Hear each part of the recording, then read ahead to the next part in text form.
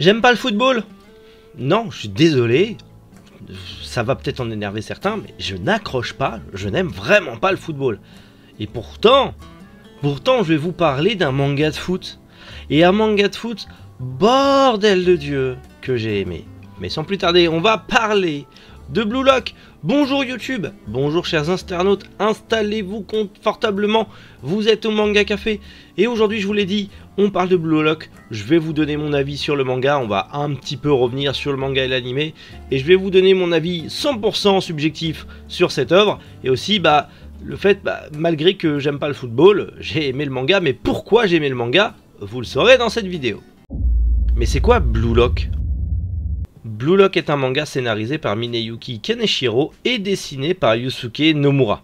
Mineyuki Kaneshiro, le mangaka notamment de l'excellentissime Jagan, Aku le chasseur maudit, mais également Jeux d'enfants, et plus récemment, On l'a fait, qui est sorti chez Noévé Graphics, et bien sûr, il est aussi le mangaka de Blue Lock.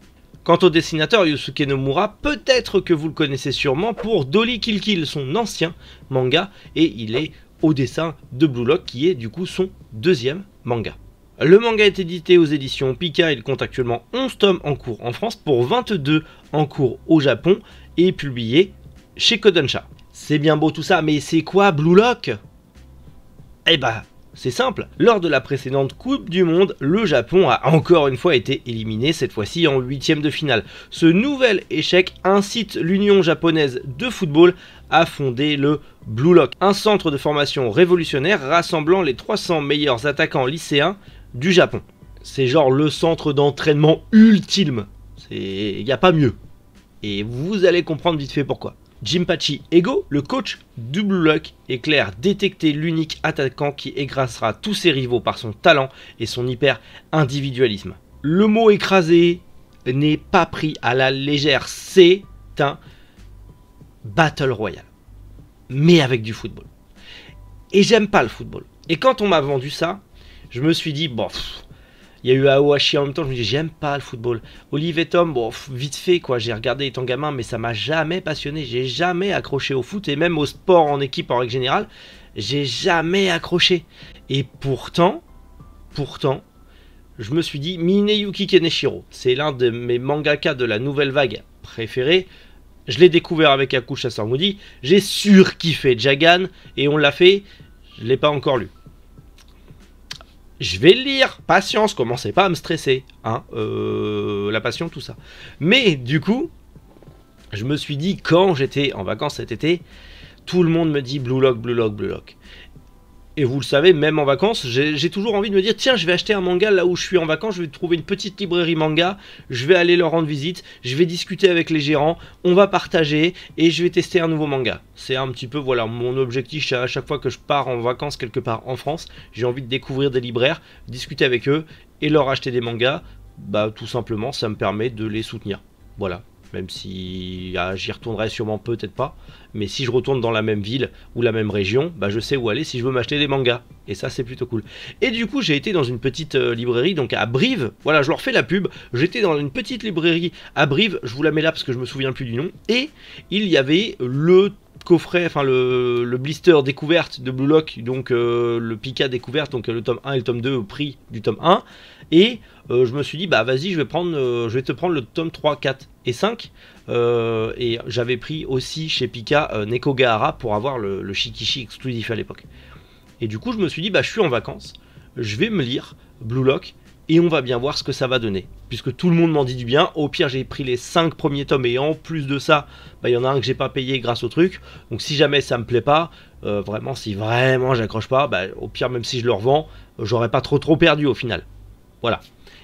Et au pire je pourrais même l'offrir à un abonné, on s'en fout. Et du coup, j'ai lu.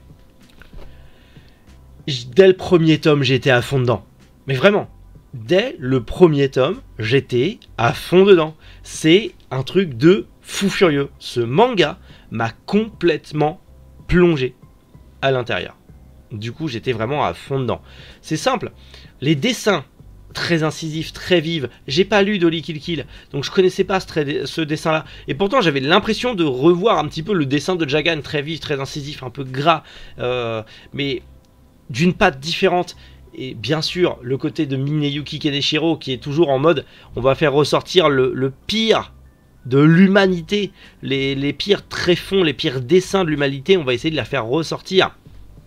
Impeccable, ça ressort. Le but quand même, je vous rappelle, du Blue Lock, c'est parmi 300 joueurs, il n'y en a que un qui sera qualifié. Tous les autres seront virés du Blue Lock et en plus n'auront plus le droit de jouer au football en professionnel de leur vie. 299 jeunes lycéens vont perdre à vie leur potentielle carrière dans le football professionnel. Ça rigole zéro. Mais c'est fait exprès. C'est pour leur mettre une tension tellement énorme pour qu'ils arrivent à se dépasser eux-mêmes et à dépasser ce qu'on leur a appris. On les fait rentrer dans le bloc et on leur dit « Ouais, on vous a appris sport collectif, tout ça, nani nana, vous oubliez, c'est de la merde. Il faut marquer des buts, tu marques des buts. Tu penses qu'à ta tronche, tu utilises tes coéquipiers pour marquer le plus de buts possible. T'es un attaquant, bordel. T'es pas un défenseur, t'es pas un goal, t'es un attaquant. Et les attaquants, ils doivent marquer des buts. Donc si tu dois tuer père et mère pour marquer un but, tu tues père et mère pour marquer un but. Bah les couilles. C'est trop bien. Parce qu'il y en a et c'est des psychopathes. Et c'est génial. Et c'est génial, j'adore quand il y a des psychopathes complètement cinglés dans un manga. C'est trop bien. On a le même principe que pour Jagang. Tu retrouves des mecs qui sont un peu... Ils sont borderline, les mecs. Tu sens que là-haut, il manque des trucs. Enfin, c'est même pas qu'il manque des trucs, c'est qu'ils ont pas de... Ils ont plus de limites. Et justement, ils perdent leurs limites. Et c'est le cas de Isagi. Isagi, notre héros principal, mais il y en a plein d'autres qui sont ultra intéressants dans Blue Lock. Laisse tomber, le nombre de personnages intéressants dans Blue Lock est incroyable. Mais Isagi, qui est pas mon préféré, hein, loin de là, hein, mais notre perso principal, on le voit au tout début du manga, il perd un match important pour son lycée et tout le monde pleure en mode mais c'est pas grave, on a perdu, mais on a joué ensemble, c'est le plus important. Et lui il est en mode vous me pétez les couilles, si j'avais marqué au lieu de te faire la passe, espèce de... Parce qu'il a fait la passe à un autre qui était démarqué, sauf que cet abruti il a fait un poteau. Et Isagi s'est dit mais bordel, si j'avais tiré, j'aurais marqué le but, j'en suis sûr, et on aurait gagné. Au lieu de ça, j'ai joué collectif, j'ai envoyé à l'autre abruti qui est démarqué, il m'a foutu un poteau, espèce de sac à merde, on aurait pu gagner, si je m'étais écouté au lieu d'écouter le coach, on aurait gagné, j'aurais dû penser qu'à moi. Et il se dit, bordel, j'ai tout perdu, on a raté ça, je suis un perdant parce que j'ai écouté des conneries. Et c'est là qu'il reçoit le truc en mode, viens au Blue Lock, t'es sélectionné, trop bien. Et ce que lui dit Jinpachi Ego en mode... Vous pensez pas aux coéquipiers, vous les utilisez pour marquer vous-même des buts. Vous devez être égoïste.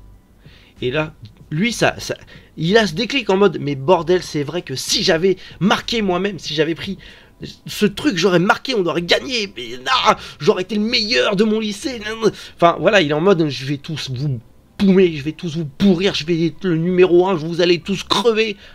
C'est trop bien. C'est beaucoup trop bien. C'est génial ce genre de truc. Mais malgré ça, on va se dire ouais, ok, super, ils vont tous penser qu'à leur gueule, ils vont tous garder le ballon, ils vont tous jouer perso. Non, parce que la subtilité est sublime.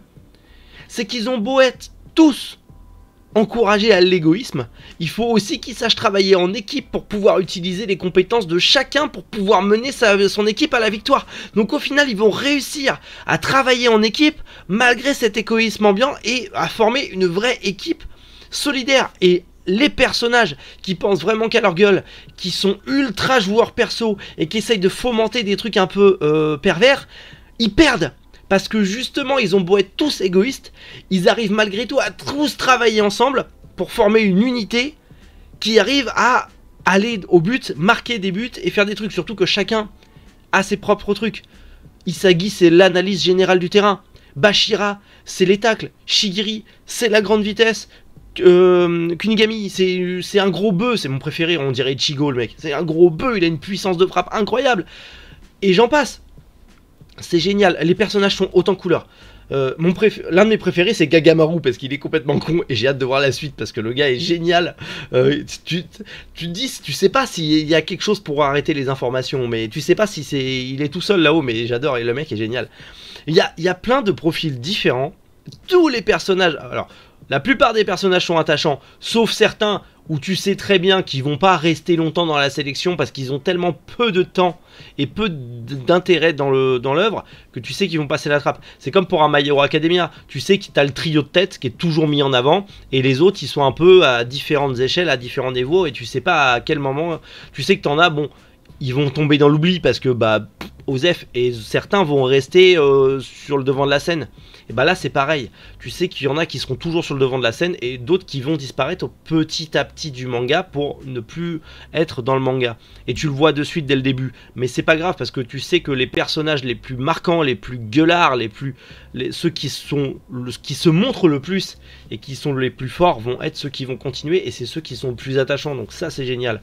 Mais clairement, je vois beaucoup le dire sur les réseaux sociaux, oui, Blue Lock, nani nana, égoïsme et tout. Mais les mecs, ils ont pas lu le manga. C'est-à-dire, c'est des mecs qui font des vidéos, ils font des trucs sur les réseaux sociaux pour se mousser un peu, pour surfer sur la vague, mais ils ont pas lu le manga. Limite, ils ont maté l'animé, mais on va en reparler après. Mais ils ont pas lu le manga parce qu'ils ont pas compris qu'en fait, ils ont lu le résumé, ils se sont dit, ouais, mais en fait, ils jouent tout le temps perso, donc c'est nul. Bah non, en fait. Ils jouent pas tout le temps perso parce qu'ils doivent apprendre aussi à travailler en équipe pour utiliser les talents de chacun pour arriver au but. Donc il n'y a pas de jeu perso tant que ça. Les mecs n'ont pas compris le manga, ou alors ils l'ont pas lu, et ils vous font croire qu'ils l'ont lu en vous sortant des résumés Wikipédia tirés de... Voilà, hein, parce que des youtubeurs manga qui font genre ils ont lu et qu'ils n'ont pas lu, il y en a plein, hein. On vous voit les mecs, on vous voit. Ouais, j'attaque gratuitement, tu vas faire quoi? Tu vas faire quoi? Tu vas faire quoi? Tu vas rien faire. Tu vas rien faire parce que je suis le meilleur, et que j'ai dit que cette année je me lâchais, et que je crachais à tout le monde, j'en ai rien à foutre. Jinpachi Ego, égoïste numéro 1, YouTube manga, rien à foutre, c'est moi. Quoi? Je vous parle d'un manga que j'aime bien et je pars dans tous les sens. C'est comme ça, vous n'avez pas le choix. Mais bref, mais clairement, ça a été une claque. Lire ce manga, ça a été la même grosse claque et la même grosse hype que quand j'ai lu un Age Shield 21. J'étais à fond dedans. Et pourtant, Age Shield 21, je ne voulais pas le lire. C'est un pote qui m'a dit, lis-le. J'ai fait, oh, c'est du football américain, je m'en bats les couilles des jeux de... J'aime pas. Lis-le, mais j'aime pas. Il me l'a foutu limite dans la gueule en mode regarde ça, regarde ce dessin, t'aimes pas connard. Et j'étais en mode oh putain c'est trop bien, tu me les prêtes? Et je les ai tous achetés et j'ai surkiffé. Et c'est l'un de mes shonen préférés. C'est même l'un de mes mangas de sport préférés. C'est comme Initial D. J'aime pas les courses de bagnole. J'adore Initial D. C'est pour ça que j'ai créé ce format j'aime pas. C'est que j'avais un a priori sur le manga parce que j'aime pas le foot. Donc du coup je vais me dire je vais pas le lire. Et je l'ai lu et j'ai surkiffé. Faut pas avoir des a priori. Mais du coup, on va surtout parler maintenant de l'adaptation animée. L'adaptation animée, ça vaut quoi? L'adaptation animée de Blue Lock est sortie cet automne sur Crunchyroll et a commencé sa diffusion le 8 octobre 2022. La VF, elle, quant à elle, est arrivée très rapidement après puisqu'elle est sortie le 29 octobre 2022, également sur Crunchyroll. L'anime a été produit par le studio d'animation 8byte et la 3D CGI a été gérée par le studio Aura Studio. La première partie de l'anime est d'ores et déjà disponible sur Crunchyroll, ce qui équivaut à peu près aux 5 premiers tomes du manga. Et d'ailleurs ça tombe bien parce que j'ai maté l'anime, je l'ai dévoré et je l'ai adoré. Et quand la première partie de la saison 1 s'est terminée, ça s'est arrêté pile là où je m'étais arrêté moi dans ma lecture. C'est-à-dire que j'avais lu que les 5 premiers tomes et je n'ai pas lu la suite. J'ai attendu d'en avoir plus et j'avais du tome 6 au tome 11 qui est sorti récemment. Et donc du coup je me suis lu toute l'intégralité pour faire cette vidéo, mais surtout par amour pour ce manga. Comme j'en avais plusieurs, et bah les autres tomes restants, je les ai bouffés en 2 jours. Tellement s'est écoulé l'animé. Je voulais vous faire des reviews sur l'animé, mais j'avais pas le temps. Va falloir que je trouve le temps. Parce que l'animé est incroyable. L'animé est incroyable. La CGI, je suis d'accord, les moments de CGI, il y en a certains qui sont dégueulasses. On va pas se mentir qu'il y a des moments, ça sort du truc. Mais il y a des épisodes. Quand vous regardez un animé et que vous voyez pas le temps passer, à la fin vous êtes en mode non mais putain mais la suite, je vais pas attendre une semaine pour voir la suite, je veux la suite. C'est que l'animé est bon. C'est que l'anime est bon. J'étais à fond dedans. Surtout que c'était construit assez particulièrement parce que chaque épisode ne faisait pas un match, mais un match faisait à peu près entre 1 ou 2 épisodes. Et parfois, on avait la fin d'un match au milieu d'un épisode et on enchaînait avec les péripéties pour parfois commencer le tout début d'un nouveau match sur le même épisode. Donc t'étais en mode, oh vivement, oh là là, surtout quand t'as lu le manga, tu sais, oh vite la suite, et ils vont jouer contre cela, vite la suite, vite la suite. Donc mais j'étais plongé à fond dans l'animé. Je trouve que l'animation est très belle. Elle n'est pas parfaite, surtout la CGI, ça sort beaucoup. Mais il y a des passages, il y a des moments, l'animation, elle est monstrueuse. Je suis désolé, il y en a plein que j'ai vu passer sur Twitter qui étaient en mode c'est le meilleur animé de sport de tous les temps. Et beaucoup étaient en mode ouais, il est sympa, mais sans plus. Je suis désolé, j'ai pas regardé IQ en animé ni Kuroko no Basket. Mais actuellement, pour moi, c'est l'un des meilleurs animés de sport de 2020, 2021, 2022 pour l'instant pour moi. Alors peut-être que vous pouvez me conseiller des animés de sport qui sont mieux, ça me fera de la culture en plus, mais pour moi en tout cas, c'est l'un des rares animés de sport que j'ai vu, mais je trouve qu'il est juste magistral et j'ai qu'une hâte, c'est de voir la suite. Les OST sont incroyables, les seiyuu sont bordel de cul incroyables, ça donne encore plus de dimension aux personnages que tu as aimé dans le manga. Bien sûr, pour moi, le manga reste supérieur en termes d'esthétisme que à l'animé, parce qu'il y a certains passages qui sont monstrueux, mais en manga, ils paraissent plus sombres, plus incisifs, plus gras, plus dark. Du coup, j'étais beaucoup plus plongé dans le manga que dans l'animé. Mais là, après ce que je viens de lire, quand je sais ce qui va arriver dans l'animé, déjà, d'une part, vous n'êtes pas prêts. Et moi, même moi, je ne suis pas prêt. Ça va être un truc de malade mental. J'ai qu'une hâte, c'est que ça arrive. Parce que on va se prendre des claques. Et je sais pas comment ça va être monté. Mais je sens qu'on va se prendre des claques au niveau foreshadowing et tout ça. Ça va être un truc de malade mental. Ça va être un truc de malade mental. Je sais que, encore une fois, je vais regarder un épisode. Je vais arriver sur le générique de fin. Je vais être en mode non, mais la suite oh les bâtards. Enfin, franchement, ça me faisait ça. Ça me faisait ça à chaque fin d'épisode. J'étais en mode et attendre une semaine pour avoir la suite, c'était galère. C'était galère. Et c'était l'un des seuls animés de saison où ça me l'a fait. My Hero Academia, ça me l'a pas fait. Chainsaw Man, sans plus. Bleach, oui, mais c'est Bleach, c'est normal, tu crois quoi.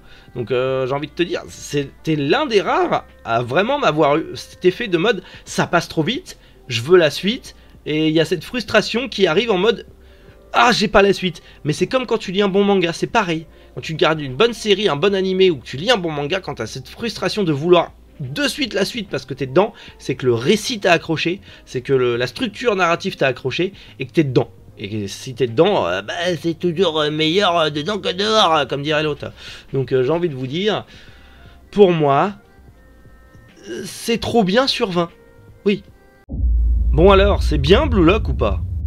Bah bien sûr que c'est bien. Bien sûr, je vous dis depuis tout à l'heure que c'est bien. Donc croyez-moi, achetez-le, faites pas chier.